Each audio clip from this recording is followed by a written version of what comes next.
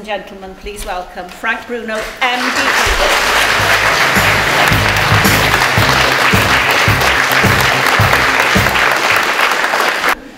Right, good morning, Frank. It's a great privilege to meet you. Thank you very much, Ange. On behalf of the audience, I would like to ask you some questions today that relate to the theme of our Welsh Government Pioneer Schools Conference, Health and Wellbeing, and other questions that relate to your career. Is that okay? No problem, Ange. You're in charge, whatever you say. Well, question number one. As you probably noticed on your guided tour of our specialist school, one of our primary aims is to help children to be in the right frame of mind to learn. We use 24 different therapies or training programs. For instance, a child with profound and multiple learning difficulties and in a wheelchair accesses hydrotherapy, rebound therapy, vibroacoustic therapy, for example. And each of these therapies help with their physical condition and gives them release from sitting in a wheelchair, and once they are physically comfortable. A child with attention deficiency hyperactive disorder, ADHD, might access our neurofeedback training, and a child with autism or behavioural difficulties may spend a big part of their day or week in the DIR floor time room. If you had the opportunity in school to experience any of these interventions, which one would you have liked and why? I went into some rooms today, and it's very, very difficult to pinpoint, but one of the rooms with this bed that you lay down and it wobbles a little bit. Vibroacoustic room with all the lights and whatever. I think that was a good one. The aerobic one, they had a puppet room. They're all different rooms, so I think you have to tailor make it to your needs, you know, but I enjoyed all of them, to be quite honest. Thank you. Yeah, and I didn't get a massage. Come later to story massage. All right, no problem, man. Yeah, cheers. You do toes? Do you pull toes?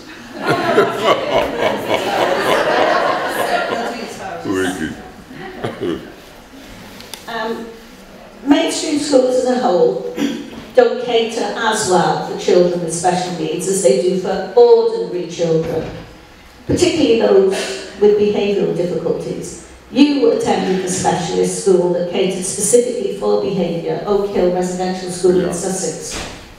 Throughout your life, you have turned what could be considered a negative into a positive, helping many others in the process.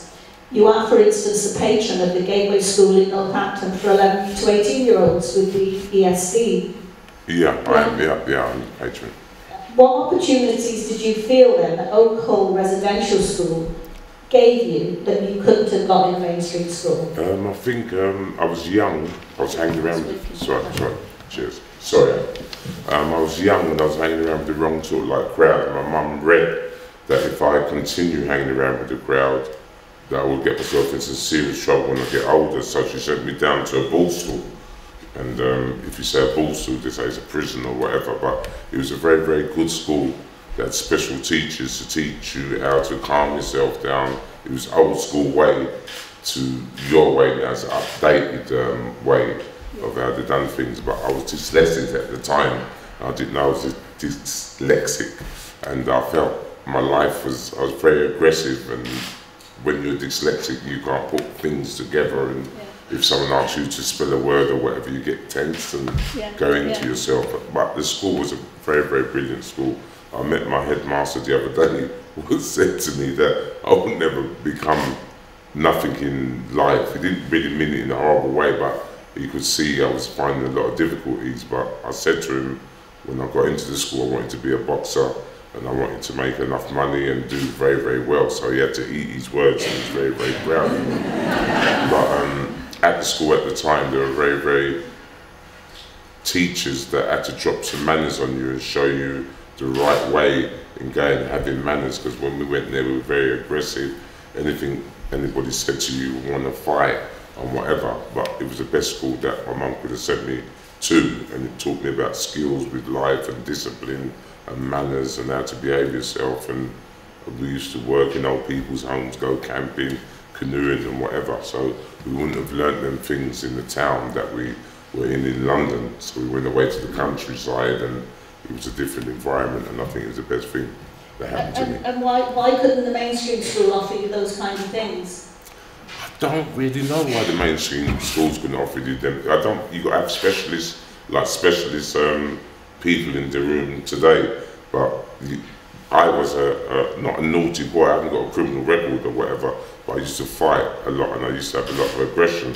And the reason was, I think when you're dyslexic a little bit, sometimes you're angry, frustration, and I had a lot of anger in me. So the teacher was very, very specialised, trained to handle people like myself, you know. So I don't know why they didn't have me in the town, but it was nice that they took us away in the country, and it was a big house, and we stayed there for about 3 weeks and went home for weekends after the 3 weeks. But it was a very, very good program what they had set out. I don't know who invented it, but it was brilliant. But it was old school to compare to the up-to-date what you got here now. It's like a town and all different rooms and all specialised things that you do. It's unbelievable. Yeah, thank you, thank you. Last one. Any sport takes drive and dedication, and I know from personal experience that as a teenager you gave over your life to the sport to such an extent that you became the youngest ever amateur British champion at 18. It's nothing short of amazing. What were those times like? Were you up before the sun rose, for instance? How many hours a day did you spend training? What did the training comprise of? You know? Well, when I left school at 16, I didn't have no O-levels or A-levels or whatever. I went home and my mum said, you've got 2 weeks to get yourself a job. If you don't get yourself a job, I'm going to kick you out. So he put me on my toes, so I went into a job called metal polishing. I came out more darker than I am now.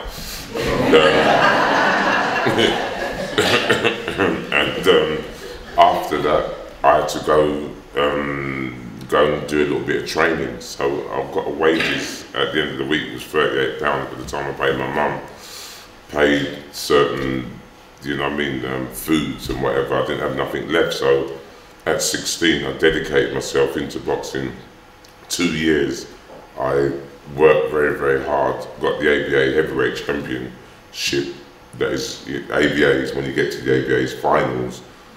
After that, you can get scouted by a good promoter and whatever. I had a toe-to-toe with a Welsh guy called Rudy Peacock. Most of the people are too young to remember that name in the 1980s. It was a man called Terry Lawrence came to my house and ripped the rights out to me, said if I behave myself, work very, very hard. He sponsored me, bought me a car, paid me a wage each week, and I just went to this gym and trained very, very hard and never looked back from there, you know, to be quite honest. So when you went to the gym, how many hours a day were you training? What kind of, In the morning I trained for about 1.5 hours running, go to the gym. I used to get beaten up quite a lot. I was a sparring partner to a lot of people. I was beaten up like a rag doll, but I was learning my trade.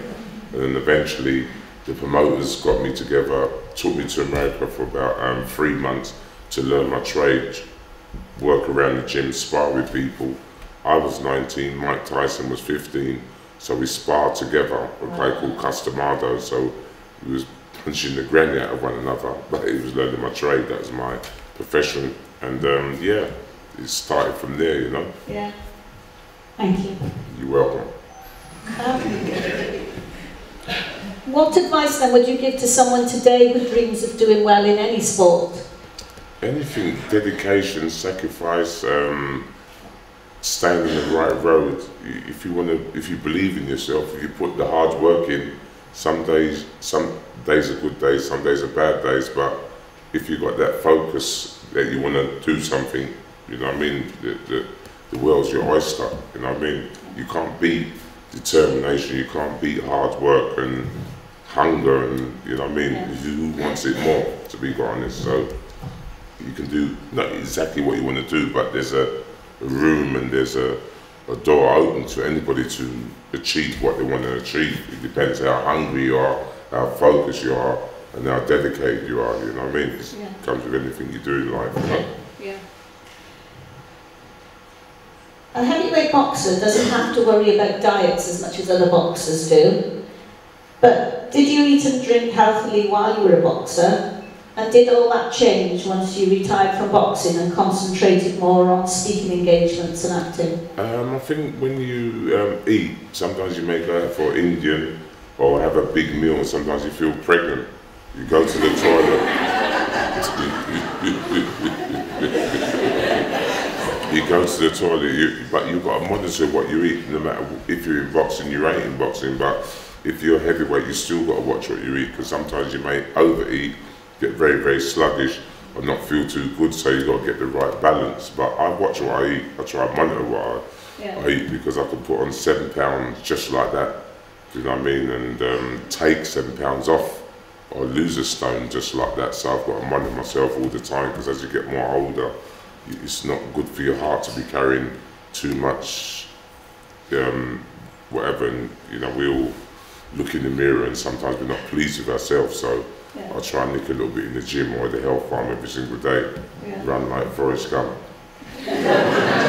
So for instance then, what would be a typical breakfast for you, or what meal would you choose if you were going out for a meal? Sometimes I monitor what I eat. I can't just eat for the sake of eat. Some people say they've got to have a breakfast or a meal in the afternoon and something at night time. I eat when I'm hungry. I monitor myself, my belly, or if I put on a pair of trousers or a pair of jeans or whatever, and I look at myself in the mirror. I'm not vain, but I just monitor myself, because I've got that structure that I can put on 7 pounds just like that. If I drink too much liquid, holes in my body, so I just monitor what I eat, monitor what I do, and play it by ear. I don't structure, got to eat this, got to do that every morning. Like this morning I had some toast. Some mornings I don't eat nothing at all. Sometimes I don't eat till the evening. I just monitor myself, you know, and watch what you eat. So being a boxer, you can know if you feel sluggish and what your weight is and how you feel comfortable and how you do. So I think eating is your brain, your belly, how you feel, and you know what I mean, just monitor yourself. So what would be your favourite meal? If somebody said to you, you know, this is the last meal you could possibly have, what would yours be? I like a Caesar salad. Sometimes I like a little bit of rice, sometimes I like a little bit of chicken, sometimes I like a little bit of fish. I very rarely eat a lot of steak because it's very, very hard to digest, you know. But it depends on what side of the bed I wake up on and what I eat. But sometimes I don't eat for a day and a half. I just monitor myself, but I don't drive myself mad.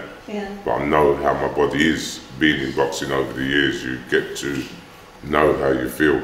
So that's why sometimes I go for a run and go and do some circuits, or sometimes you may just go and do a little bit of yoga, have a swim, have a massage, steam rooms, sauna, jacuzzi. It depends what environment and how you feel on the day, because some days you feel good and some days you don't feel too good, and sometimes you're full of energy, sometimes you're not full of no energy. It depends. The brain is very, very sensitive and whatever, so you've got to see play it how you feel. Thank you. You're welcome.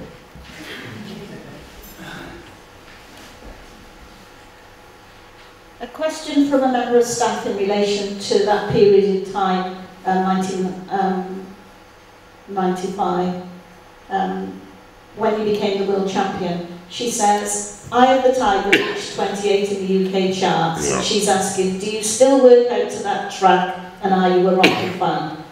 Am I a Rocky fan? Rocky, yeah, I am a Rocky fan.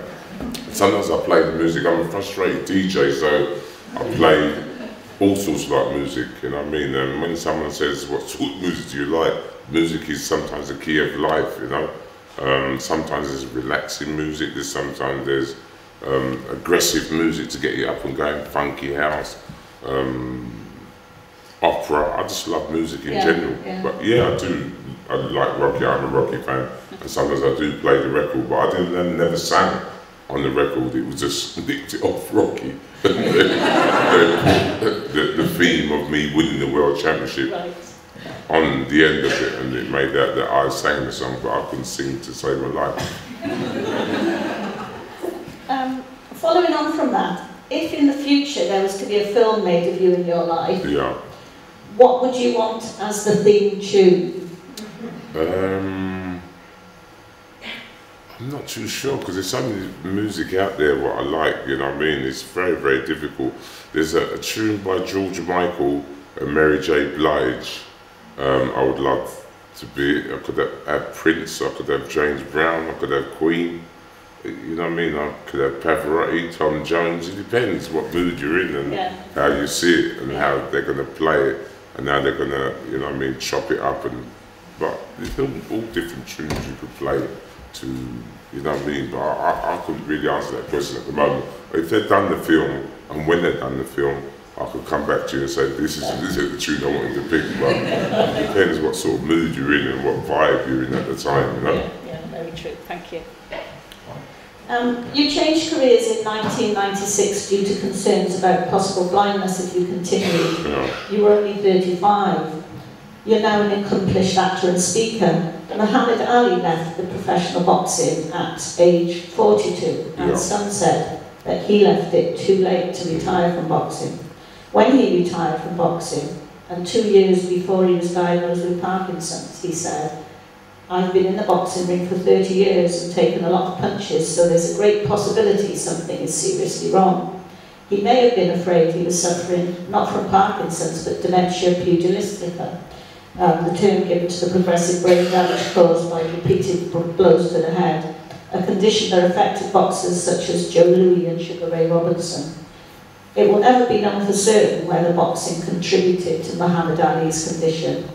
You speak in your new book, Let Me Be Frank, about your belief that boxing needs to do more to support fighters who develop mental health problems in the ring.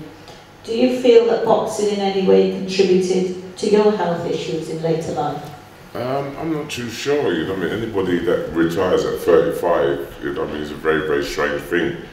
Most people that retire, if they're retired, to stay at home is like having a car that's gone on the road for years and you put it in the garage, it seizes up. So anybody that retired have some form of, and I said, if you can keep yourself busy, like if you're a teacher or you can find a job somewhere else to keep your mind occupied or whatever, if you're an accountant, if you're a policeman, if you're a journalist, if you're a bus driver or a dustman, you've got to keep yourself busy. So everybody that retires, if they just retire and just sit at home and just get into a lazy routine, other than the routine what they had before, you're going to have some form of mental health, you know what I mean? If you keep yourself, me, when I was boxing, I was too busy. I had, I don't know what I had when I was young. When I was 8, I didn't think too right, and you know what I mean? They said I was dyslexic, they sent me down to the school, but I was keeping myself busy when I left school, because my mum knew if I just stayed lethargic, I just get into bad habits and get into bad ways, so she forced me to keep myself busy. But it was me who got my head together and said I wanted to do boxing. I went into boxing and I didn't have time to think about feeling down or whatever. I had to get on and make some money and keep busy, and everything was chucked at me. So when you just go home and you've got time to think and depress yourself and get lazy, you know what I mean? So I think everybody that retires, whether it's a sportsman, whether it's a boxer, whether it's a footballer, whether it's a teacher, etc., from A to Z, will get some form of mental health if you don't keep yourself active and oil yourself and take your mind off certain different things, because sometimes if you sit still too long, it brings on time to think too bad about negative things and, you know what I mean, get yourself into trouble. Thanks. Thank you. No problem. Do you think that professional boxing is safer nowadays, or do you feel that boxers need to wear more head protection? Boxing is the most well-paid one-to-one sport in the world. We weren't made to take punches, so it is a dangerous sport. Karate is a dangerous sport. Rugby is a very, very dangerous sport because boxing is one-to-one. Rugby is you've got about 12 men running at you all different angles, knee in your elbow, and you stick their thumb in your butt. You know what I mean? I could never slag down boxing because it's been my trade, it's been my profession, it's made me who I am today, so I can't run down boxing. But yes, it is a dangerous, but they're trying. They've got doctors at ringside, they've got a referee there, you've got your trainer to chuck in the towel. But any sport. Golf can be dangerous if you get a golf ball in your eye or in your tools, you know what I mean? Anything can be dangerous, but yeah, it's a dangerous sport. Thank you. Footballers who no longer play football often become football trainers or managers or even commentators, like Gary Lineker, for instance. Yeah. Did you ever consider becoming any of those for the boxing profession? I just got my boxer's license, and I started the Bruno Foundation with non-contact boxing, so I'm looking for a unit at the moment. I've done some counselling, so I'm combining the counselling with the well-being. So this coming here today has gave me a lot of ideas. But yeah, I'm going to get back into training because I'm getting a certain age and I don't want to sit at home. So I've got to occupy myself and keep myself doing something that I enjoy. It could be training little kids, it could be someone in a wheelchair, just holding the pads, anything. But I'm not going to go into it to be the best trainer in the world. Just do it because I find it very therapeutic for me to bounce off and listen to people's problems and what's making them feel different ways about themselves, you know what I mean, and knotting up and whatever. But yeah, I'm going to become a trainer. I've got a trainer's license, an amateur trainer's license, and a professional amateur's license, but I've got a lot of experience through going to a lot of countries around the world and meeting a lot of people. I think what you lack in not being able to connect, like reading the book. I can read the book, but I get confused, but I've got a lot of experience of meeting people and learning different things. So everybody I meet always, not nick something off them, but everybody's got a different style, a different class, and a different way of how they do things. So I'm always nosy and I'm always looking, you know. So that's what teachers do all the time. Sorry? That's what teachers do all the time. They go into another school and they think, oh, that's a good idea, right? But I'm not a thief, but if I see something, you know what I mean, I try and put it. So my brain's always ticking and learning, and thirsty to learn different things. Because every place you go, everyone's got a different lyric and a different style. You know, some are good, some are bad, but you take out the good and chuck out the bad. Thank you. You've got an MBE for your charity work, and you've supported many charities over the year. You've set up the Frank Bruno Boxing Academy, which has been very successful, and you've now set up the Frank Bruno Foundation, aimed to relieve the social, emotional and mental distress that adversely affects the mental health of children, young people and adults. Can you tell us some more about the foundation? The foundation's early days yet, but we're getting it together, the board members and whatever. But my main aim is to get it in the schools. My main aim is to get people to do some form of sport, to get the endorphins out in them, rather than give a lot of people, doctors will go, you'll go to the doctors and the doctors will just give you a tablet or give you an injection. I was sectioned and I was poorly treated, very, very wrong. But the Frank Bruno is going to be helping people what's going through it, seeing what the root of the problem, the root of the problem is, try and talk to them therapeutically or advise them to go to the yoga, do a little bit of running, non-contact boxing, and have some powerful people with doctors and letters after their name on the ball to a place where they can go, you know, rather than just tablet injection and different things like that, you know. But it's early days yet, so that's my plan. Great, thank you. What in your life are you most proud of? What I've achieved in life? What are you most proud of out of the whole of your life? What would you say, you know, that's what makes me most proud? I've got 4 kids. I've got 3 girls and 1 boy. They make me very, very proud. But I'm very proud of myself because I could have gone down the wrong track with the sort of like people I was hanging around with, but I'm mostly proud of myself. I left school and I didn't have no qualifications at all. I still haven't got no qualifications. I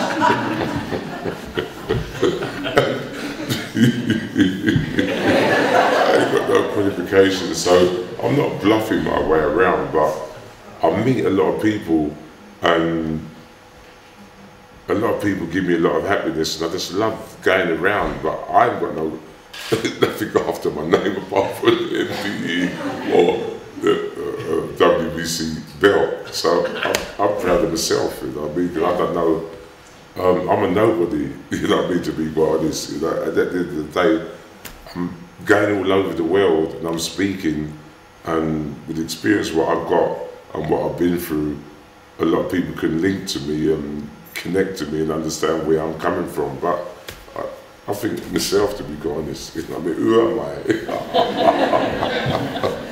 Yeah. Thank you. When we think of our own health and well-being, I'm reminded of a very wise quote by Oprah Winfrey. She said, "Nobody but you is responsible for your life. You are responsible for your life. And what is your life? What is all life? What is every flower, every rock, every tree? Energy. And you're responsible for the energy you create for yourself, and you're responsible for the energy that you bring to others." Throughout your life, through your ups and downs, you seem to demonstrate all of this. Do you agree with her? You can be responsible, but when you see kids that got to come here, sometimes it's the way the card's been dealt. So some people need a little bit of help here and there, you know what I mean? If I have as much money as Ofri, was it the woman that you said, I would say all them things, but some people, you know what I mean? You know, when they come home and they get the bills and they get the hassle, or they may be in a relationship, some people get dealt a wrong card. So some have a good life, some have a bad life, but yeah, you are responsible to a certain extent, but sometimes people need a lot of help. A lot of the kids what come to this school, they need a lot of help, a lot of guidance. Their parents need a lot of help. So you can have that confidence and you're responsible, but we all need a little lift and we all need a confidence booster, you know? Like, it doesn't cost too much to say hello to someone and say, "Oh, you look well today, that booster is nice," you know? But yeah, we are responsible, but seriously, we do, now more than ever, we do need a little bit of lift and help from people as well.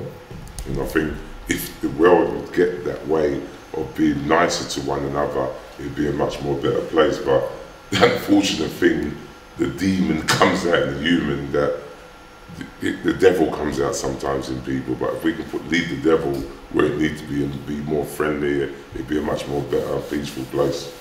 Yes, thank you. You're welcome.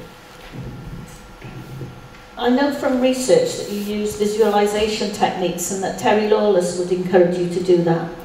What is the truest, highest vision that you hold for yourself now at this stage of your life? What's your vision for the future now? It's so difficult, you know what I mean? Because every day you read the paper, you read on the news all the different craziness, what's going on, you know what I mean? Now, my vision would be to have peace, to have love, to have an understanding. We're on borrowed time. You never know what tomorrow may bring, and to get on with your life. But we're human beings, you know what I mean? If it's not from Wales, you come from Scotland. If you're not from Scotland, you support West Ham. If you don't support West Ham, you support Tottenham. If you're from Liverpool, you like Everton, but you don't like Liverpool. It's confusing, you know what I mean? If people can knock all that confusion out and realise that, you know what I mean? We don't usually live past 100, you know what I mean? Cut all that confusion out, understand, show a little bit of love, and just get on with what you've got to do and enjoy what is our freedom of today. You never know what tomorrow may bring, so live for today, try and be happy. And you know, I come to this place today, and it's very, very sad when you see so many kids going through different bits of pieces, but yet some of them are happy, and all the little therapy things and the records, what mums come to you and give you a little bit, say thank you very much for, you know what I mean, helping. It's such a humans, you know what I mean, we're very, very beautiful creatures, but we can be very, very sad and very, very bitter. But you know, cut out all the bitterness, grateful, and cut it to the cloth and just go with the flow, you know? Yeah, thank you. What has been your, before I ask you that question, which was going to be my last question, I'm wondering whether there's anybody out there in the audience who've got a particular question that they feel that hasn't been asked and they really want to ask you. Is there anyone out there who particularly wants to ask Frank a question? So we're covering it quite well then. Yeah, Sam? If there's one piece of advice you could give to yourself 30 years ago, what would it be? What bit of advice? Yeah.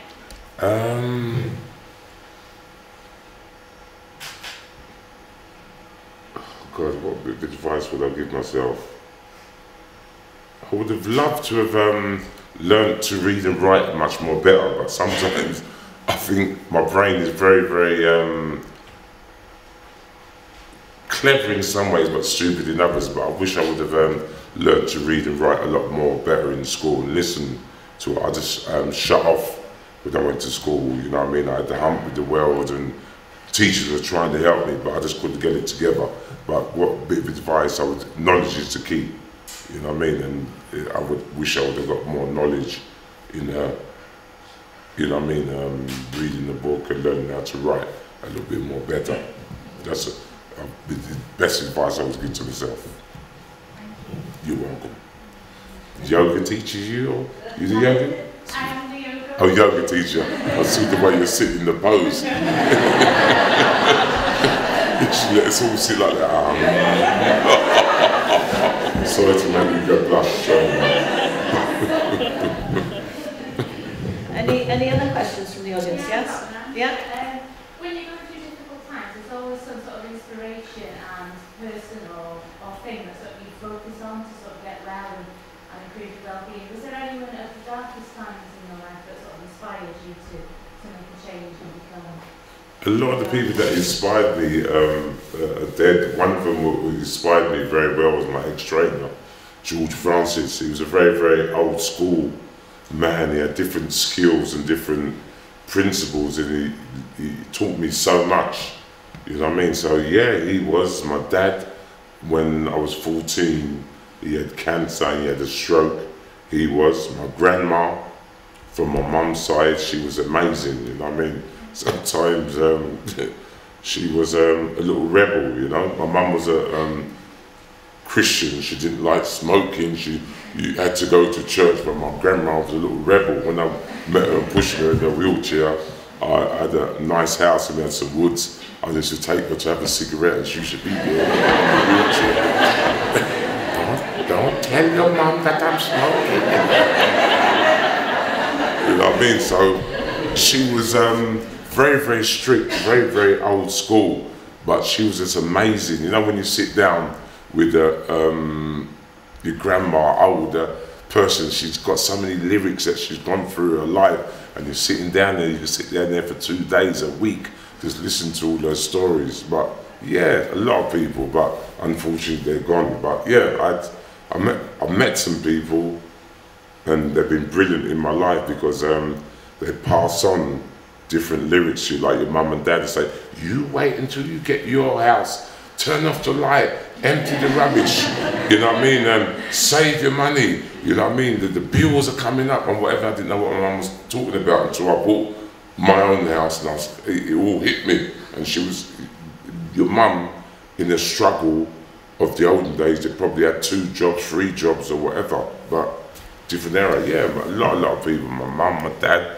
grandma, trainer, Harry Carpenter, a lot of people, man. You're welcome. Anyone else? Yeah, I've got a question. Yeah. So my name's Jonathan. I actually run a boxing gym as well. You run a boxing gym? Yeah, I run a boxing gym. Wicked. I used to box myself. Yeah, you look too pretty to box us. I know myself because I go from training with Ricky Hatton, and I know his fighters as well, and I know you've been up there as well. Yeah. I know Ricky's had issues Yeah. with mental health. I was just wondering, I've taken a lot of kids who have behaviour difficulties. Yeah. Just contact me, they've got mental health issues, Yeah. and I get them into boxing, they really enjoy it. Have you ever thought of sort of joining up with sort of Ricky or doing sort of like a games, like an amateur boxing thing, a competition for kids who are struggling to come in and work towards? A lot of kids, when you get involved in boxing, a lot of their parents, especially the mum, doesn't like their son to get hit or whatever. But it's like the old school, like they used to go to the army and learn discipline and respect.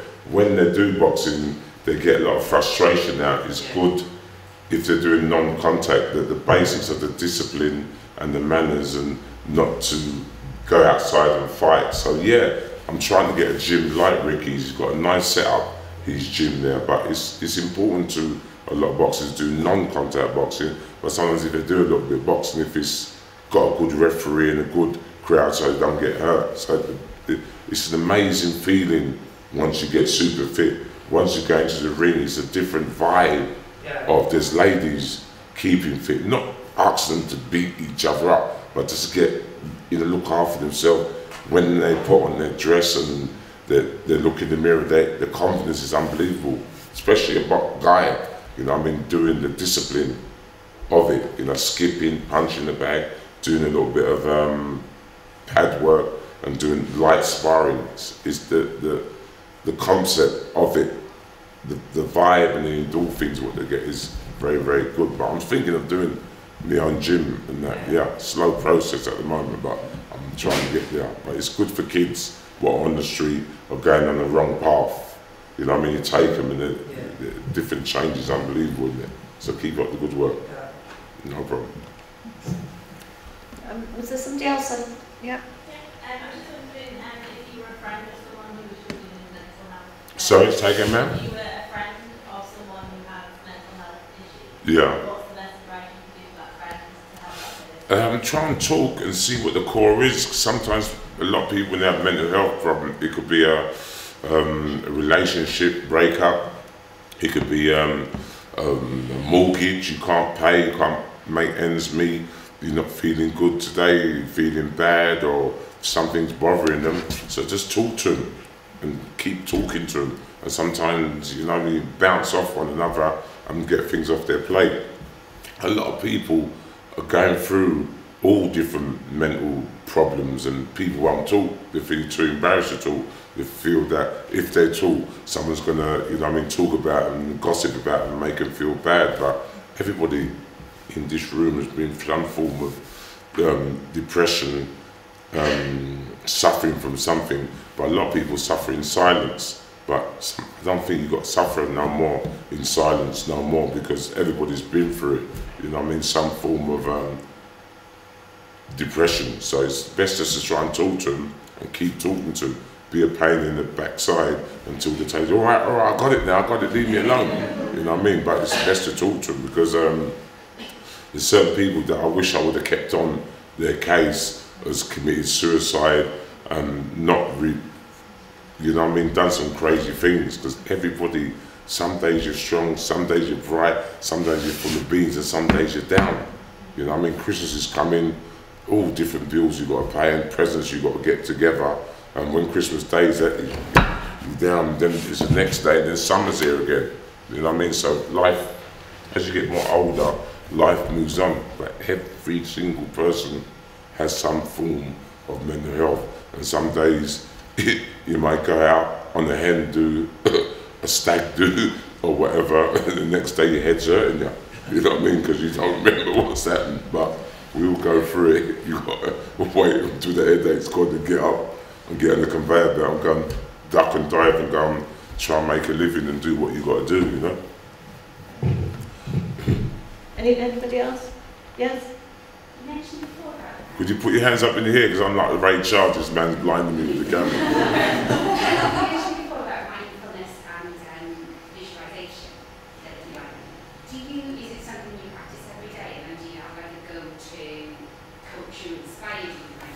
I try and read a lot of books. My trainer tried to get me into Zen, positive thinking, and practice, certain different moves and punch correct, like play golf and different things like that. So I've had a lot of experience while listening to tapes, constantly sleeping with the tapes, looking at different books. There's so many books that you can pick up a book and nick a little bit out of that book to help you through the day. So I try and use all them different things. For constantly through my life, my trainer tried to instill confidence and belief in myself, and the martial arts, the way you practice Tai Chi and yoga and meditation and different things like that. So yeah, there's so many different moves, there's so many different methods, but yeah, every single day you may forget half of the things that you do, but you need to be reminded. So I've got so many different ways of doing this and relaxing and chilling out and unwinding myself. Yeah, I do try and put that in, but sometimes we as human beings, we get lazy and forget half of the things and we need to be reminded. But it's something, it's basic, and just stick to the basic and just be positive and confident in yourself, you know. That's what I believe anyway. Some days you don't feel confident, you feel like you can't get it together, your head's all over the place and your mind's wandering, but sometimes pull it all together, do a little bit of yoga, Miss Yogi Yum, and just get it together and just go on and do what you got to do, you know. You're welcome. Anybody else with a question? No. Can I ask you then, what is the hardest fight that you've had in your life then? Considering all that you've gone through, what's the hardest fight that you've had? What I had? Yes. Is that the last? I've had a lot of hard fights, you know what I mean? The taxman is the hardest fight I've ever had. But a marriage breakup was one of the hardest fights. Me retiring from boxing, me being sectioned with the ambulance coming outside my house with about 6 police cars and police coming into my house. I didn't know where, or knew where I was, but with your house, people coming into your kitchen, doctors meeting you for 1 minute, saying that, oh, we're sectioning you, and the police are going, but he looks all right to me, he's talking okay, but the power that these people have got, but I'm still fighting, you know what I mean, and I'm still wary, it makes you a bit paranoid, but yeah, all different things I'm fighting. I'm just fighting sometimes to stay alive, but yeah, it's them sort of things that happen in your life. But I'm just happy every single day that I get up, the sun is shining, I can go out there, get a little suntan and chill.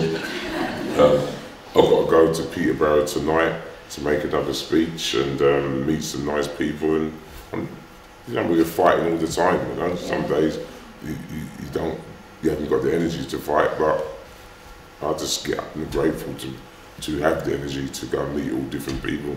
And I'm glad I met all these lovely ladies, and met, especially the lovely ladies and the gentlemen and everybody that does all the good work what they do with the kids here, and you too, man.